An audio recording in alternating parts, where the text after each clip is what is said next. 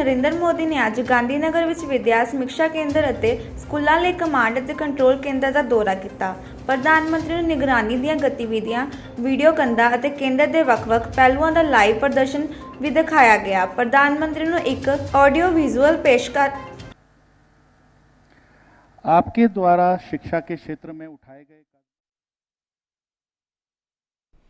और ये आप सीधे तस्वीरें देख रहे हैं गांधीनगर के विद्या समीक्षा केंद्र से, जहां प्रधानमंत्री पहुंचे हैं और जो तमाम तरह की गतिविधियां उसमें प्रधानमंत्री अपनी भागीदारी कर रहे हैं और किस किस तरह की फैसिलिटीज़ हैं, किस तरह से डेटा ड्रिवन ट्रांसफॉर्मेशन के ज़रिए स्कूली शिक्षा को विशेषकर आगे पहुंचाया जा रहा है, नए स्तर पर पहुंचाया जा रहा है, किस तरह से टारगेटेड मॉनिटरिंग के ज़रिए राज्य का शिक्षा स्तर न सिर्फ बढ़ा है बल्कि नए नए इनोवेशन के ज़रिए ज़्यादा वाइब्रेंट या कहें ज़्यादा संवेदनशील बनाया गया है, ख़ासकर शिक्षकों के लिए और छात्रों के लिए। हमारे साथ हमारी संवाददाता मेघना देव लगातार बनी हुई हैं।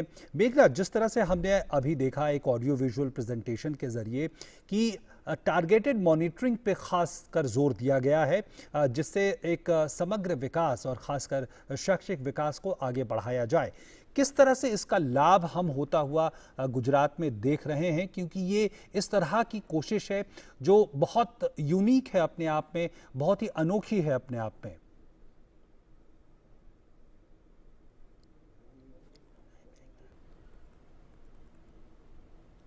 2019 में जब विद्या समीक्षा केंद्र की आधारशिला रखी गई और उसके बाद कोशिश इस बात की हुई कि उस समय मौजूद जो state of the art facility है उसका समावेश किया जाए। श्री राजश्री बहन। अंबाजी से शुरू हो रहा है। जी सर। चलिए, जय मां अम्बे। जय मां अम्बे सर। हाँ, बताइए राजश्री बहन, क्या अनुभव है आपका? माननीय प्रधानमंत्री महोदय श्री, नमस्कार। मैं राजश्री पटेल, हेड टीचर, खैरोज अनुपम प्राथमिक शाला, तहसील दाता, बनासकांठा जिले से आपके सामने उपस्थित हूँ। राजश्री बहन, ये जो नई पीढ़ी है उनके लिए तो टेक्नोलॉजी जरा सरल होती है, आप लोगों को इन चीज़ों में कितनी रुचि बनती है? सर, मैं हमारे वहाँ की बात बताऊँ तो सर, हमारे वहाँ कोरोना काल में शाला बंद थी पर शिक्षा नहीं, हमारे सभी बच्चों ने, मैक्सिमम बच्चों ने ऑनलाइन क्लासें अटेंड की। माननीय प्रधानमंत्री महोदय श्री, हमारे भारत सरकार द्वारा उपलब्ध वन नेशन वन प्लेटफॉर्म, दीक्षा प्लेटफॉर्म से और क्यूआर कोड वाले एनर्जाइज्ड पाठ्य पुस्तकों से भी बच्चों ने पढ़ाई की। ये जितने बच्चे वहाँ बैठे हैं, मैं उनको जरा पूछूं कि बताइए भाई, दीक्षा पोर्टल पे कितने लोग जुड़े हुए हैं? जरा हाथ ऊपर करें। यस सर, हमारे बच्चे जरूर करेंगे। बेटा हैंड्स अप करो। हमारे स्कूल में हम जी शाला ऐप यूज करते हैं ना, दीक्षा पोर्टल यूज करते हैं। कोई बताएंगे मुझे स्टूडेंट्स में से क्या अनुभव आता है उनका? क्या सर, तकलीफ होती है, क्या अच्छा लगता है? वरना ऐसा करते होंगे, जाते होंगे दीक्षा पोर्टल पे और फिर कहीं और चले जाते होंगे। सर, हमारे दीक्षा पोर्टल का जो कंटेंट वो उतना इंटरेस्टिंग है वीडियोस वाला कि बच्चे, हमारे अभिभावकों से हमें पता चला कि बच्चे ज़्यादा उसमें इंटरेस्टेड हैं। बच्चों ने और ऐप्स या और ये जो गेम्स है वो यूज़ करना बंद कर दिया। आपको स्वयं को ये व्यवस्था के कारण बच्चों की तरफ ध्यान देने का बोझ बढ़ गया है कि भाई लगातार मॉनिटरिंग हो रहा है, हर दिन रिपोर्ट जा रही है, फिर एनालिसिस हो रहा है, ये सरदर्द कहाँ से आ गया, ऐसा लगता है क्या? नहीं सर, बिल्कुल नहीं सर। नहीं, आपके टीचर के चेहरे से तो मुझे लगता है उनके चेहरे से मुझे लगता है कि ये उनके लिए एक मुसीबत का कारण है। नहीं सर, बिल्कुल नहीं। हमारे टीचर्स तो बहुत प्रोत्साहित हुए कि ये डिजिटलाइज्ड वर्क से हमारा मैक्सिमम टाइम बच गया। जो वर्क हम टाइम हमारा ज्यादा स्पेंड नहीं नहीं, था, सवाल अभी वो तो गवर्नेंस का विषय हो गया, वो ठीक है, अच्छी बात है, आपका समय बच गया।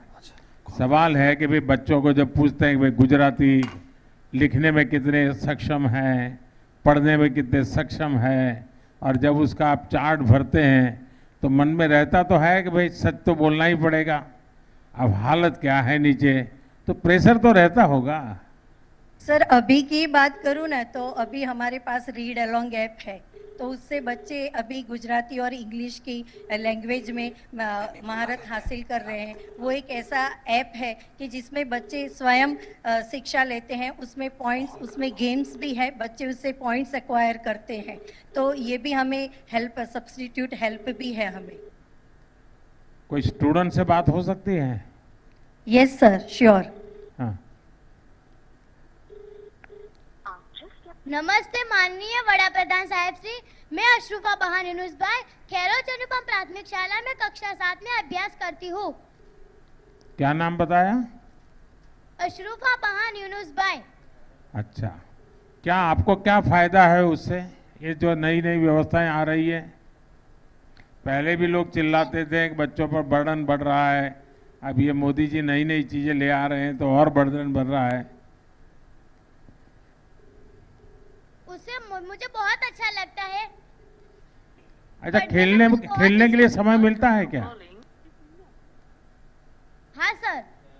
लगता तो नहीं तुम्हारे शरीर से कि तुम खेलती हो। न खेलती हो न खाती हो।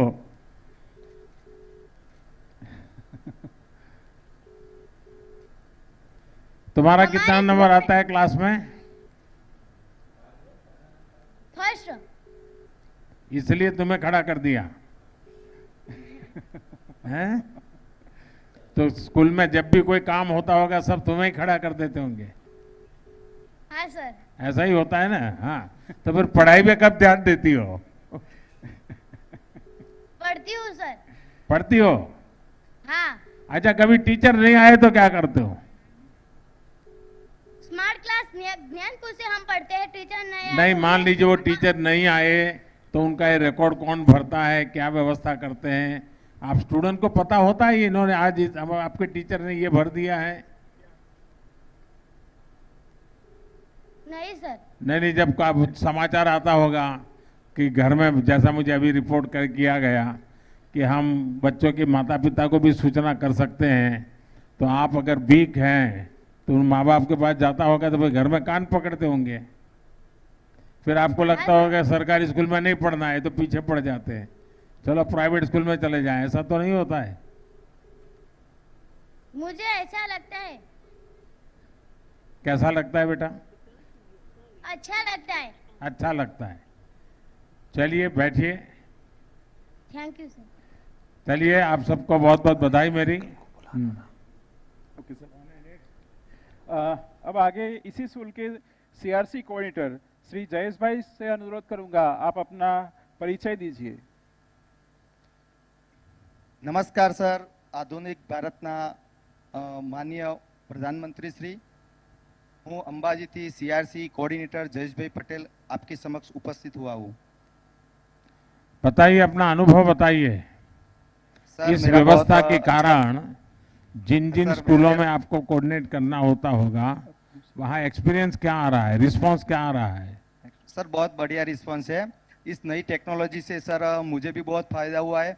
कैसे मैं आपको बता सकता हूँ कि पहले क्या हुआ था सर, पेपरलेस कामगिरी नहीं थी तो उसको बहुत टाइम उसमें जाता था। पेपर लिखने में जो फॉर्म, जो हम स्कूल की मुलाकात करते थे ना, वहीं पे फॉर्म भरने में ही ज़्यादा समय लगता था। अब क्या हुआ है, राज्य सरकार की तरफ से हमको एक टैबलेट दिया गया है, उसमें स्कूल मॉनिटरिंग ऐप डाली गई है।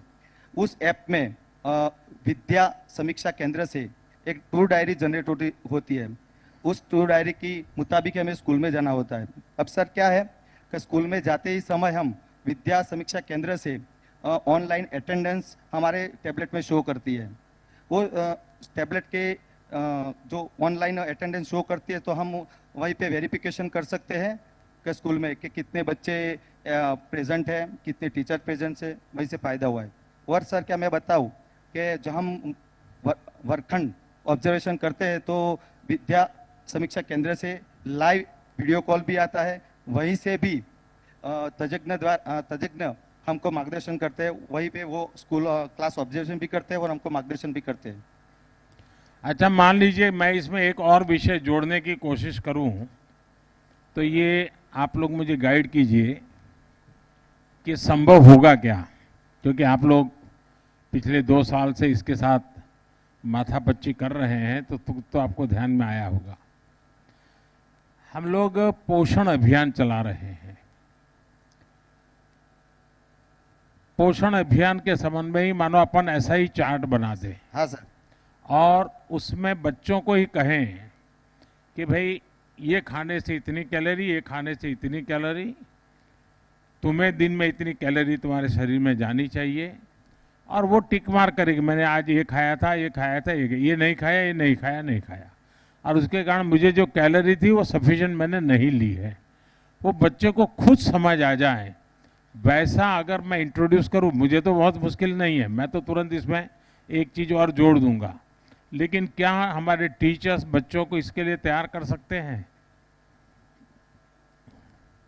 हाँ सर, बिल्कुल। और आपको बताना चाहूँगा सर, आपने अंबाजी में ही 2005 में दूध संजीवनी योजना जो आपने लॉन्च की थी, उससे हमारे ट्राइबल विस्तार में बहुत फायदा हुआ है सर। सब बच्चों की तंदुरुस्ती बहुत ही हेल्दी है सर। इसका तो मैंने शरीर देखा, अभी मुझे चिंता हो गई।